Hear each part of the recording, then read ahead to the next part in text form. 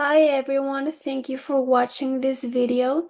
I will present our user research and redesign project of the Passio Go app.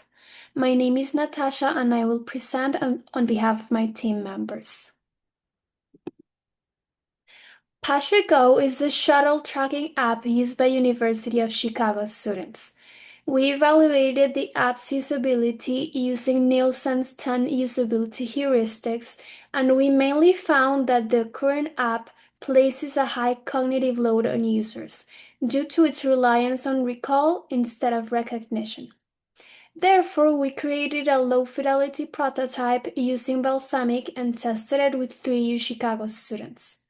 Our results highlight the value of iterative design and considering diverse perspectives in usability testing.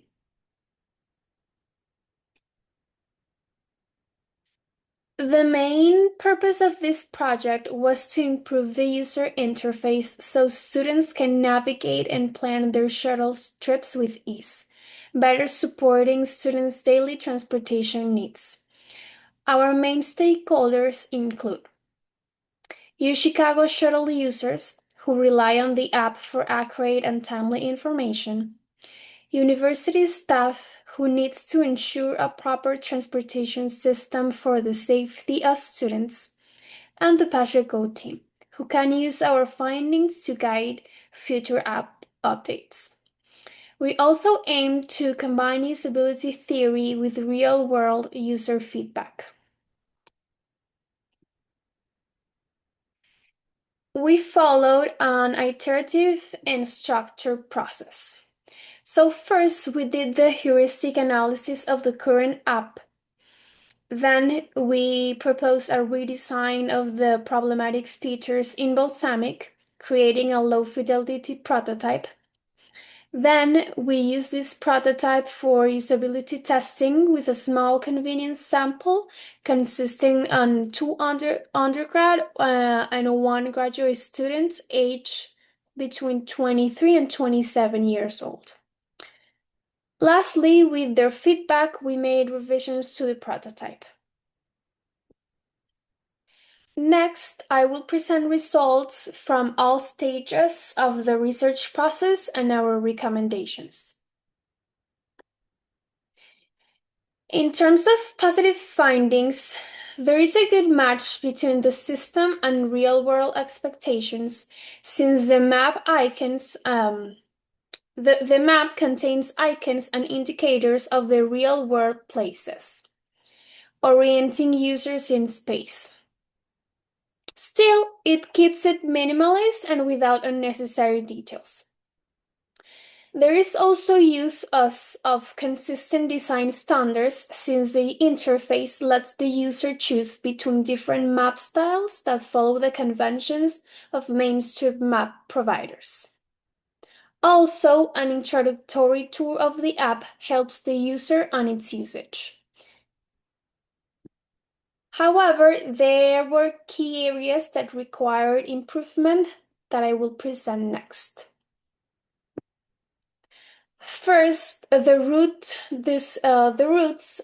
have overlap, so there is an unclear route differentiation. Although users could start to remember the routes by experience, that relies on recall rather than recognition, and this increases the cognitive load.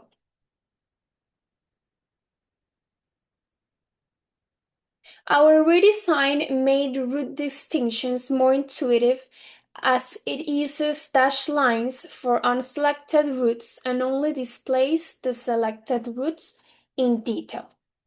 On the usability testing, participants found it intuitive. Next, the schedule lookup process was not straightforward. First, it relies on users recalling that they need to swipe to the left to find the schedules. And when they open a schedule, many times there is no data, and other times it only shows the data for the first stop, limiting subsequent stops to a message saying no fixed time points. Our redesigned version emphasized recognition. We put a schedules button on the main screen, and then after clicking on the route and the stop, users can see approximated times even for subsequent stops, not only the first one. And these approximated times are intended to be estimated from historic data, as we recognize that they depend on traffic. On the usability testing, students were able to find the schedules easily with this redesign. Another key issue was the lack of clarity around bus breaks. Students have realized that many times the bus stops and takes breaks without them being able to predict it. Therefore, students waiting for the bus may stay longer outside waiting for it, whereas a student in the bus can feel stuck when they don't know when it will continue.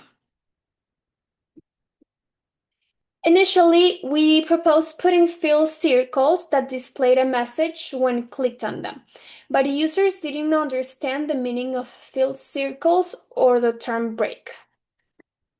Therefore, we revised the prototype by writing a more informative text box that appears automatically when the user selects a route, and it allows the user to close it and reopen it as they want.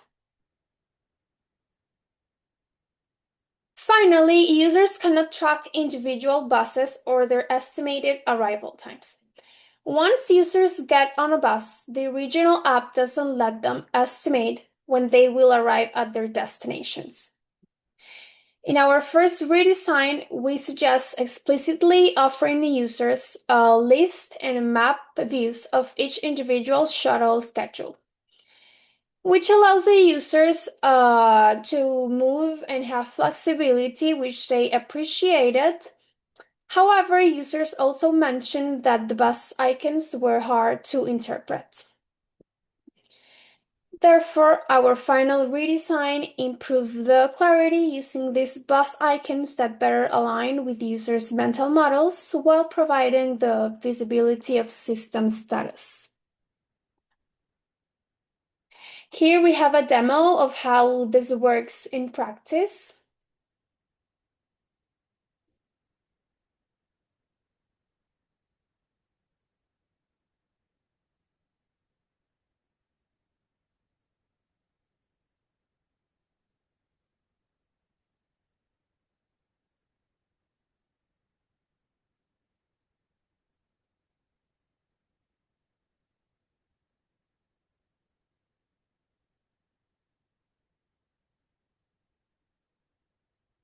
So our next steps are to send our report to the Passio Go team, highlighting the importance of recognition rather than recall for reducing the cognitive load, and to prioritize improvements to the routes display and the schedules lookup.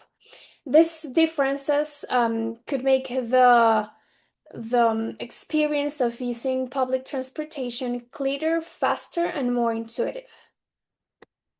Thank you for your time. We love to hear any feedback or questions.